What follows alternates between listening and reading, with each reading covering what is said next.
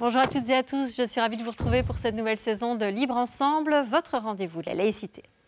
Après 2 années de crise interminable, l'incertitude fait aujourd'hui partie de notre quotidien. Il devient de plus en plus compliqué de se projeter dans l'avenir. Alors, si on prenait le temps de se poser, de se rassembler et de réfléchir ensemble à comment refaire société. Refaire société, c'est le thème de la Convention laïque qui aura lieu les 7 et 8 octobre prochains à Wavre. L'occasion pour le mouvement laïque de se remettre en mouvement sur ses préoccupations historiques telles que la défense des droits humains et la lutte contre les extrémismes politiques et religieux. L'opportunité aussi de réfléchir à de nouveaux défis comme la lutte contre le réchauffement climatique. Alors on va en discuter avec nos 2 invités. Déjà bonjour à tous les 2 et merci d'avoir accepté notre invitation. Alors tout d'abord Sylvie Losberg, vous êtes directrice de la cellule études et stratégies du Centre d'action laïque et Hervé Parmentier, donc secrétaire général adjoint du CAL également. Alors je le disais, refaire société, c'est donc le thème de cette convention laïque. Pourquoi ce thème et surtout, quels sont les constats qui ont amené le Centre d'action laïque à se poser cette question? Donc c'est un thème qu'on a identifié et arrêté il y a maintenant plus d'1 an, fort d'abord effectivement de constat d'une société assez polarisée, une société où le lien social, la cohésion sociale est assez menacée, une société où la capacité de se parler les uns aux autres est sérieusement affectée, une société aussi qui souffre d'inégalités croissantes au plan social, une société qui souffre d'extrémisme de toute nature, en particulier politique et religieux, qui renforce jour après jour une forme de polarisation de la société. Donc on se dit qu'il est temps à un moment de se reposer la question des moyens de faire société ensemble. Ça c'est un premier élément. Et l'autre objectif que nous avions en ciblant ce thème-là, c'est se dire, comme vous le suggériez, qu'il est temps de refaire mouvement. Et là, on sortait, au moment où il identifiait ce thème, de 2 ans vraiment de pandémie et toutes ses conséquences assez dramatiques à tous les niveaux. Et donc, vraiment, pour le mouvement laïque, se retrouver et réfléchir sur ces questions était important. Mais à l'instar de ce que le mouvement laïque peut faire, c'est la société dans son ensemble qu'on espère mobiliser aussi au travers de ces débats sur la question, finalement, de notre projection dans le futur. Vous savez, on parlait beaucoup au sortir de la pandémie ou pendant la pandémie de la société d'après, le monde d'après. Finalement, une fois que les choses sont revenues à la normale, on a un peu arrêté de se poser ce type de questions. Mais nous, elles nous semblent nécessaires quand on voit l'état un peu de déliquescence, de la cohésion dans la société. Donc c'est vraiment pour ça qu'on a identifié ce thème et qu'on a considéré prioritaire d'y réfléchir sérieusement. Sylvie Losberg, c'est vrai que c'est important de se rassembler aujourd'hui, de débattre, d'apprendre à débattre aussi dans un respect mutuel. Oui, et on l'a vu avec la pandémie, c'est vrai que la société était clivée, il y a eu vraiment des confrontations et en même temps des élans collectifs de solidarité, de prise en compte du bien-être de l'autre qui ont permis de sortir de la crise. Et ça fait partie aussi de nos valeurs, c'est-à-dire la question de la discussion, mais autour de valeurs comme la solidarité, liberté, égalité, solidarité, nos 3 piliers. Et donc, l'idée de faire débat, ce n'est pas d'opposer des positions, mais c'est de laisser de la place à des positions qui sont évidemment respectueuses d'un projet commun, mais qui peuvent, par une confrontation riche, amener finalement peut-être le mouvement laïque à s'intéresser à de nouvelles thématiques ou à mettre en œuvre finalement notre ADN au service des nouveaux enjeux de société. C'est vrai que Hervé Parmentier, il y a eu depuis le départ une volonté aussi de faire participer le mouvement, de faire participer les citoyens et tous ceux qui se disent laïcs aujourd'hui, puisque cette convention, c'est vraiment le fruit d'un long processus. Alors c'est effectivement un long processus, je le disais, on a identifié le thème il y a plus d'1 an.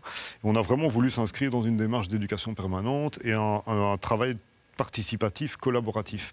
Et donc qu'est-ce qu'on a fait une fois qu'on a identifié cette question première, comment refaire société? On a lancé auprès des sympathisants de la laïcité dans le mouvement une consultation en demandant aux uns aux autres de se prononcer sur les thématiques que nous devrions aborder de façon prioritaire pour offrir une réponse efficace à cette question première. Donc ça, on avait organisé fin 2021. Après toute une consultation, vraiment un bon nombre de réponses, on est arrivé à identifier, alors sélectionner 7 thématiques. 7 thématiques, alors certaines surprennent moins parce qu'elles sont classiques. Vous parliez tout à l'heure des droits humains, de la lutte contre les extrémismes politiques. On a des questions d'enseignement qui sont évidemment au cœur cœur des enjeux de demain, des questions de séparation Église-État. Mais on a vu aussi arriver fort d'autres thèmes comme la nécessité qu'on s'implique dans la lutte contre les changements climatiques. Premièrement, la question de la précarité et de la cohésion sociale d'autre part. Et enfin, je crois que j'ai tous... La lutte contre les extrémismes. Je voulais les citer. Donc on est arrivé à ces 7 thématiques. Et ces 7 thématiques, on les a mises en débat.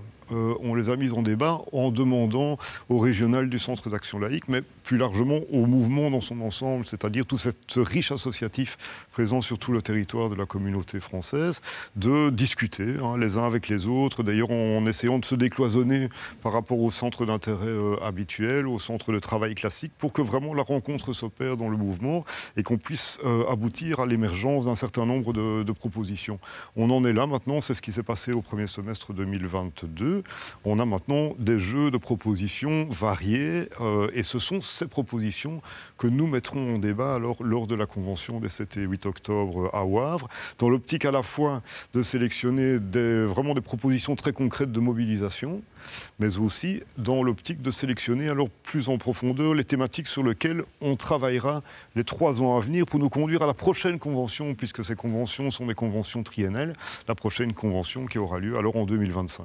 Et effectivement, et j'en termine, on espère bien entendu arriver à faire en sorte que le mouvement à la fois s'intéresse et travaille des thèmes qui sont parfois un peu moins classiques pour lui, mais qui sont tout aussi nécessaires pour voilà, la concrétisation des valeurs qui nous sont chères, liberté, égalité et solidarité. Mais on va justement parler d'un thème qui peut paraître un peu, en tout cas qui est un peu différent de ceux que le mouvement laïque traite depuis des dizaines et dizaines d'années, j'ai envie de dire, puisque la lutte contre le réchauffement climatique, c'est un des thèmes qui est ressorti donc de ce questionnaire. On est allé voir Sébastien Doutreloup, il est climatologue et assistant de recherche et d'enseignement à la faculté des sciences de l'Université de Liège. Il sera présent à la convention le 8 octobre pour animer donc un atelier sur la lutte contre le réchauffement climatique. On lui a demandé pourquoi finalement, en tant que laïque, en tant qu'humaniste, on devait aujourd'hui s'intéresser à cette question. Le truc, c'est qu'on est tous dans le même bateau, qui s'appelle la planète Terre. Et qu'on soit riche, qu'on soit pauvre, qu'on soit du sud ou qu'on soit du nord, eh bien, on est tous vraiment à bord du même bateau qu'est notre planète. Et là, pour le moment, on est en train de la dérégler complètement. Et ça, c'est un réel problème pour nous tous. Pour nous tous humains, en fait. Même pas pour la planète, parce que la planète survivra après nous. On va fortement la modifier, mais elle survivra probablement après nous. Et donc réellement, le plus gros problème finalement, c'est pour nous humains et pour tous les animaux ou peut-être la flore qui nous entoure qu'on est en train de modifier. La première chose qu'il faut savoir aussi, c'est que les conséquences du réchauffement climatique vont d'abord toucher les personnes les plus précarisées. Alors les personnes les plus précarisées ici en Belgique, comme par exemple les inondations de juillet 2021, elles ont touché principalement les personnes même les plus précarisées de la vallée de la Vesdre par exemple, ou les personnes les plus précarisées ailleurs dans le monde. À côté de ça, il faut évidemment faire hyper attention à toutes les mesures que l'on va prendre, parce qu'il faut à la fois régler ce problème climatique et en même temps ne pas aggraver les inégalités de l'autre côté.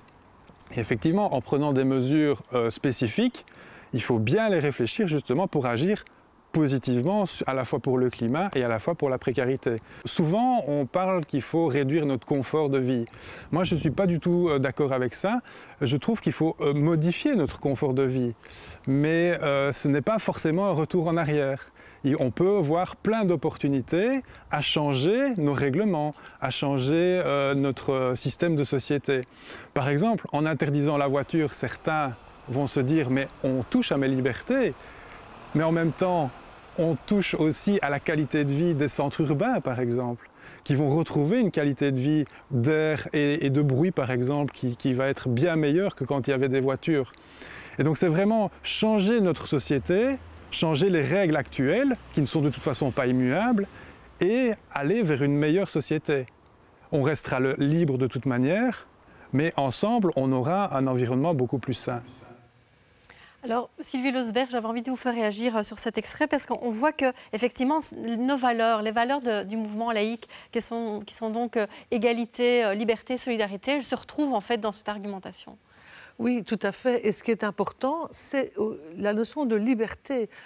Aujourd'hui, on envisage les mesures à prendre comme des mesures qui sont forcément restrictives. Alors que, ça a bien été expliqué, l'idée, c'est au contraire d'avoir des mesures qui œuvrent pour le bien commun, que tout le monde en bénéficie. Et c'est vraiment intéressant de se poser la question de savoir chacun où est-ce qu'on peut modifier quelque chose de notre rapport à nous-mêmes, à la consommation et au monde, qui soit à la fois dans ce mouvement pour une planète et un environnement plus sain pour nous, nos enfants, nos proches, et en même temps qui va nous bénéficier à nous aussi dans notre façon de nous projeter dans notre propre existence. Et donc c'est vraiment une logique tout à fait inverse de celle qu'on nous bassine à longueur de journée en disant l'écologie ou la climatologie, etc., c'est des mesures liberticides. On a la possibilité de créer à partir de cette thématique vraiment un nouveau rapport au monde et à soi-même. Et je pense que c'est aussi ça que la laïcité défend, c'est-à-dire s'émanciper, sortir d'une condition et trouver les moyens pour avancer. Et j'ajouterais aussi, par rapport aussi au rôle des services publics que nous défendons, c'est aussi un service public pour tout le monde. Et ce n'est pas ma petite voiture à moi, c'est vraiment une logique différente. Oui, et on voit aussi qu'il y a toute la question de la lutte contre la précarité, par exemple. Et donc finalement, cette question du changement climatique, elle est un peu transversale dans toutes les thématiques qui vont être abordées dans cette convention. Alors c'est évident qu'on a identifié 7 thématiques, ça c'est beaucoup, mais bien entendu au fur et à mesure que les travaux progressent, on voit bien les interactions nécessaires entre ces différents sujets. Évidemment, climat, précarité, cohésion sociale, ça c'est une évidence. Le rôle de l'enseignement pour faire progresser la société vers plus de justice sociale, des comportements différents, c'est évidemment essentiel. Mais c'est vrai que la laïcité peut, parce qu'elle pratique le libre examen, parce qu'elle est finalement l'opposé des caricatures, peut finalement jeter sur ces regards, sur ces questions-là et sur la manière de les aborder dans la société un regard particulier. Je pense que le fait d'être libre-exaministe permet d'embrasser la complexité d'un phénomène, permet de tenter d'en débattre sans jeter l'anathème sur un propos ou un autre. Et on voit bien sur ces questions-là dans l'actualité de tous les jours. D'un côté, c'est l'écologie punitive, de l'autre côté, c'est le tout à la science, le tout à la liberté individuelle. Et on voit bien que voilà, on n'est pas là dans une solution possible. Donc la laïcité, vraiment par sa pratique de travail, mais aussi par la possibilité qu'elle a de mettre en présence les uns et les autres, d'organiser les conditions d'un débat serein, peut vraiment apporter sa pierre à l'édifice. Et c'est bien ce que nous espérons faire lors de la Convention. Alors, je propose qu'on écoute une deuxième fois Sébastien Doutreloup, parce que vous avez parlé d'enseignement et lui aussi en parle et estime que c'est vraiment un élément clé pour le futur. Je pense que c'est vraiment inéluctable de passer le problème climatique à travers l'enseignement. Et c'est devenu quelque part même une urgence d'aborder ce sujet climatique dans l'enseignement. Et c'est ce pourquoi je me bats d'ailleurs depuis quelques années maintenant. Pourquoi ? Parce que dans l'enseignement, le réchauffement climatique n'apparaît que depuis quelques années seulement. Et encore, on ne le voit pas forcément en profondeur. On voit ça comme quelque chose d'isolé. Il y a un problème climatique et voilà, il faut en parler et c'est tout. Non, il faut intégrer ce problème climatique à travers tout l'enseignement, pour moi, comme à travers toute la politique finalement. Et on peut utiliser ce réchauffement climatique comme fil rouge finalement dans les enseignements.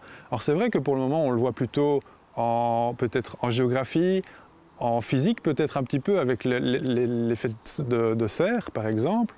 Mais on peut très bien le voir en français, on peut étudier des textes par exemple sur le réchauffement climatique, on peut le voir en chimie, le réchauffement climatique est aussi de la chimie. Et donc il peut se multiplier à travers un peu tous les cours et être vraiment ce fil rouge de l'enseignement.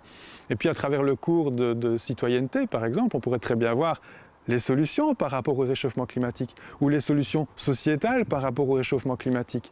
Il y a de plus en plus de jeunes qui sont éco-anxieux et je pense que ça va être réellement un vrai problème à l'avenir quand ces jeunes vont arriver aux manettes de notre société parce qu'on ne peut pas régler une société en étant anxieux ou en ayant peur.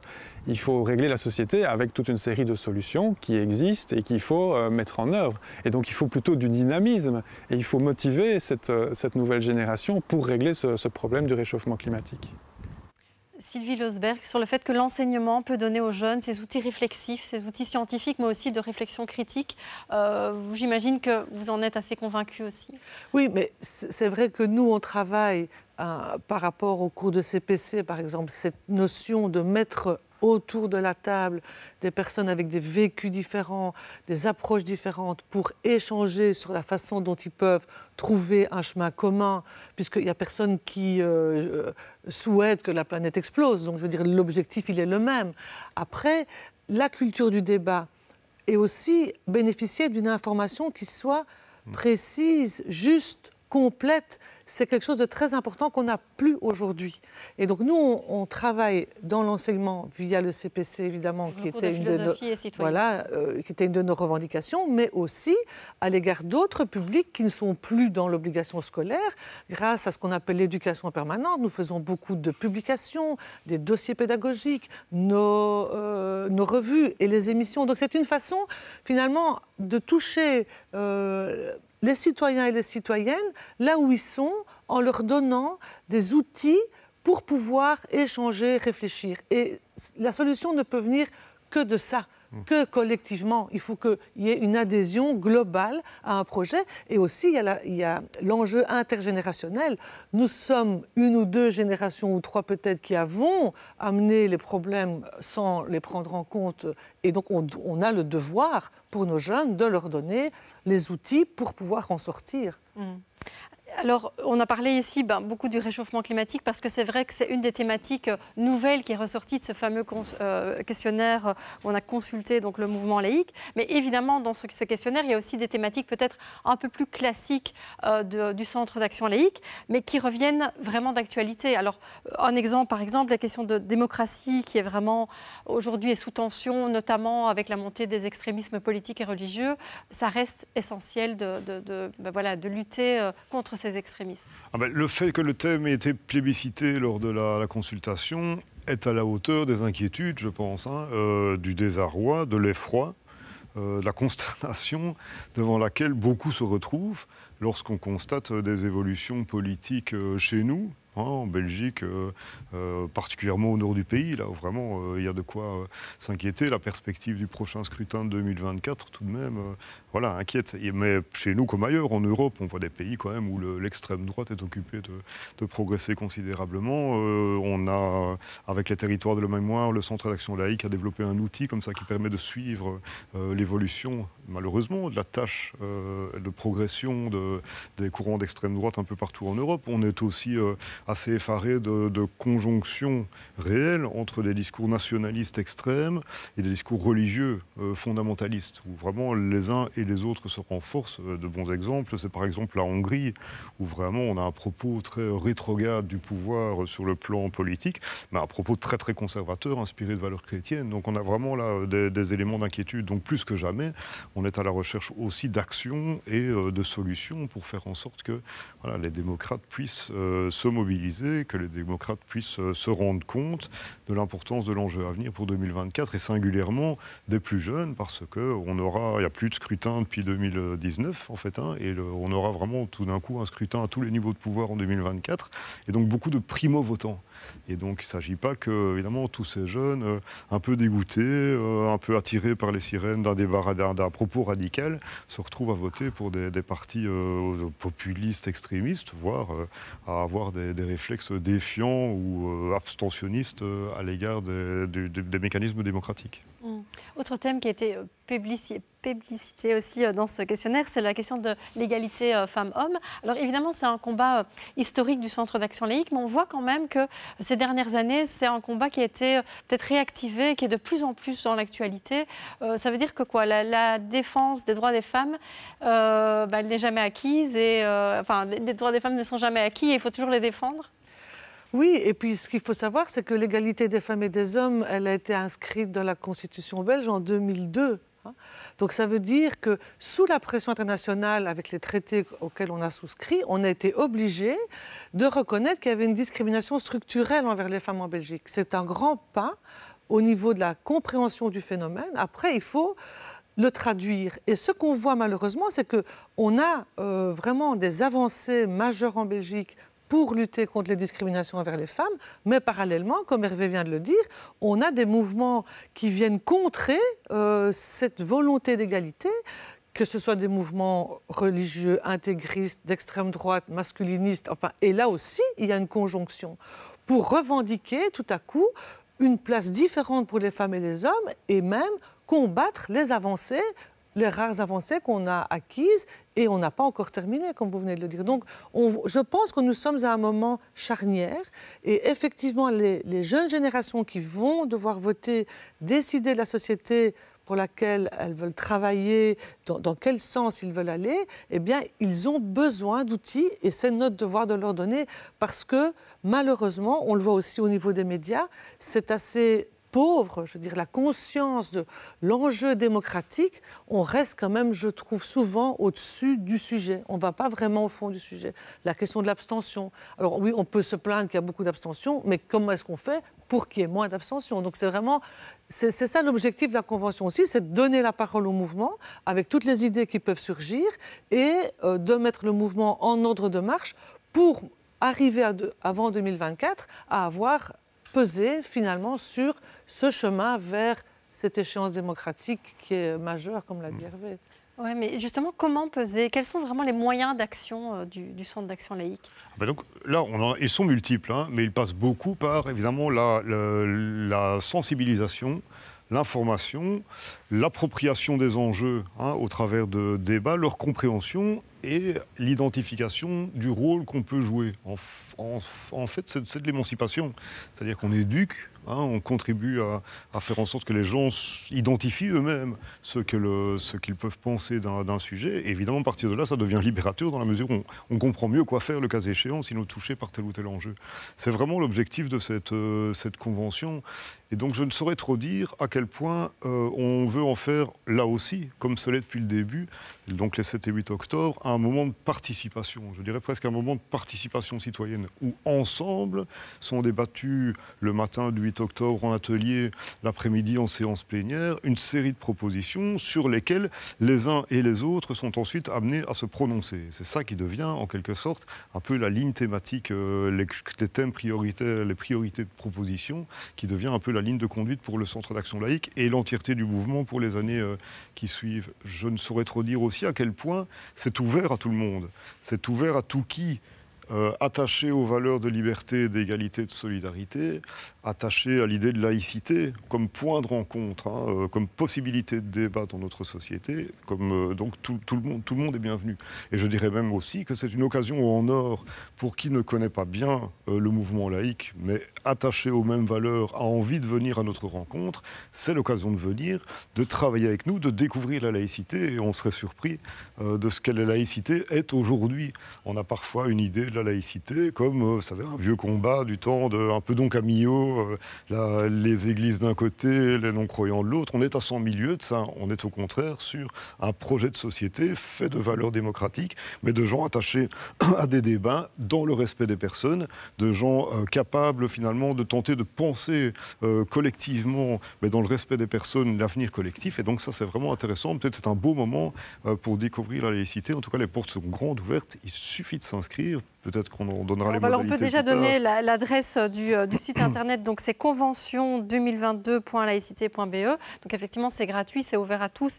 Et il suffit de s'inscrire aux différents ateliers sur le site. Mais par exemple, Sylvie Losberg, vous animerez un des ateliers sur l'égalité homme-femme. Et c'est vrai que... on l'a dit, le débat, c'est important, ce sera ouvert à tous, parce que c'est vrai que parfois, aujourd'hui, on a un peu l'impression qu'on a peur de débattre, on a peur des opinions différentes, ou alors ça se fait toujours dans l'agressivité, mais donc l'idée, c'est aussi de montrer qu'il y a moyen de débattre sereinement, dans le respect. Oui, d'autant qu'aujourd'hui, il suffit parfois d'un mot et derrière ce mot, il y a tout un présupposé. Voilà. Si on dit par exemple séparation Église-État, qui est un des thèmes, tout de suite ça va être « oui, mais enfin c'est anti-religieux ». Non, en réalité, quand on va au fond des choses et qu'on permet, avec justement ce que j'ai dit, une information qui est complète et qui est précise, on peut découvrir derrière cette thématique les enjeux démocratiques fondamentaux. Et la question n'est pas de ne pas permettre aux religions d'exister, la question est de permettre à l'État d'exister sans être pris en otage par des prescrits religieux. Et donc, ça demande une analyse assez fine, ça demande des explications, ça demande de pouvoir discuter ensemble où est-ce qu'on met le curseur ou pas. Et les nouvelles générations envisagent les choses parfois différemment de ma génération. Et c'est ça qui est intéressant, parce qu'au fond, les enjeux qui sont là dans ces thématiques, ce sont des enjeux qui sont fondamentaux. Ce n'est pas révolutionnaire, à part peut-être le changement climatique qui, lui, est assez neuf. Mais la façon de les traiter et les solutions qu'on va essayer d'apporter pour aller vers une société qui garantisse les droits de chacun et chacune, parce qu'au fond, c'est de ça qu'il s'agit, c'est vraiment un enjeu de taille. Et je pense que c'est la méthode du libre examen, la méthode de l'écoute à partir d'informations qui sont vérifiées et vérifiables, et pas des on-dit ou des présupposés, des a priori, qui peut nous permettre de faire des propositions alors très concrètes qu'on va mettre en œuvre au sein du mouvement avec nos équipes, comme on le fait depuis que le mouvement laïque existe. Notre objectif, c'est quand même de peser dans le débat après. Hein, voilà. Oui, et donc on va peut-être rappeler les différentes thématiques. Donc il y a droits humains, pauvreté et cohésion sociale, changement climatique, on en a parlé, lutte contre les extrémismes, séparation Église-État, égalité femmes-hommes et enseignement. Donc toutes ces thématiques seront vraiment mises en débat. Et donc il y aura un système de vote aussi avec des propositions qui vont être choisies et soumises au vote. C'est ça. En somme, on essaie d'identifier deux choses. D'un côté, après tout ce débat collectif, c'est un an de travail, d'identifier deux choses pour les 3 prochaines années. D'un côté, 3 propositions concrètes, qui sont celles pour lesquelles le plus de monde est susceptible de se mobiliser. Donc, alors ça peut être n'importe quoi, mais vraiment ce qui peut finalement faire combat commun. Voilà, donc parce que ça semble essentiel pour refaire société. Et puis l'autre élément, c'est vraiment alors contribuer à définir nos thématiques de travail pour les années suivantes, à partir duquel, là, on construira évidemment tout un programme d'action pour les 3 années à venir, et notamment tout un travail d'éducation permanente. Mais donc, c'est vraiment un moment où c'est une assemblée citoyenne. Moi, je trouve que c'est un moment assez excitant, parce que c'est l'occasion d'avoir voix au chapitre, c'est l'occasion de contribuer à faire émerger, et on est vraiment dans des moments charnières, Sylvie en évoquait tout à l'heure. C'est vraiment ça, soit on se mobilise, soit on se résigne, mais se résigner ne résout jamais rien. Et donc on a là vraiment, pour les habitués, les sympathisants du mouvement laïque, comme pour les autres, la possibilité de tenter de construire quelque chose. Et construire, bâtir des ponts, ça c'est quand même quelque chose dont il nous semble que la société a besoin aujourd'hui. Oui, c'est essentiel aujourd'hui. Alors si vous avez envie de creuser cette thématique vraiment au niveau du fond, je vous conseille le magazine EDL, donc Espace de Liberté, qui a consacré son dossier du mois de septembre à cette thématique, donc refaire société, comment refaire société. Donc le magazine qui se trouve dans toutes les bonnes librairies, mais également sur Internet. Et donc je vous renvoie également vers le site Internet convention2022.laïcité.be. Donc là, vous trouvez toutes les informations pratiques sur cette convention et sur comment vous inscrire. Merci beaucoup à tous les deux de nous avoir invités à cette convention, et on espère vous retrouver le 7 et 8 octobre prochain. Donc c'est à la sucrerie à Wavre. Merci et à très bientôt.